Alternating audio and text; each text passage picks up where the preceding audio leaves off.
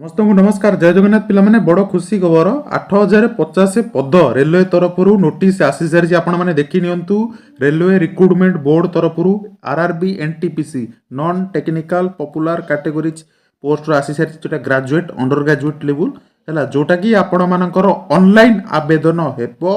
28 October रु 27 नवेम्बर जाए है +2 लेवल भी रही ग्रेजुएशन लेवल रही 18 रु 38 बयस सीमा रही एवं 5000 पद रही आपण मानकर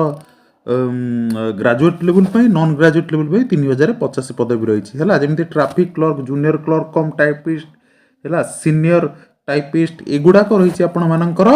जोटा कि +2 लेवल सेमती ट्रैफिक असिस्टेंट है सीनियर क्लर्क कम टाइपिस्ट है गुड्स ट्रेन आउ स्टेशन मास्टर एगुड़िक पद भी रही आपण मानकर रही गुड़ाक पद ग्रेजुएट लेवल है तेणु आपण मानक जदि आवेदन करार अच्छी यार आवेदन स्टार्ट हो 28 अक्टोबर रु 27 नवेम्बर जाए यार आपण मानकर वेबसाइट गुड़िक रही यार डिटेल्स वीडियो जार पूर्व वर्ष जो आसते केमी रिक्रुटमेंट डिटेल्स वीडियो आपण देखी वीडियो आपण मानक नहीं आसबि अब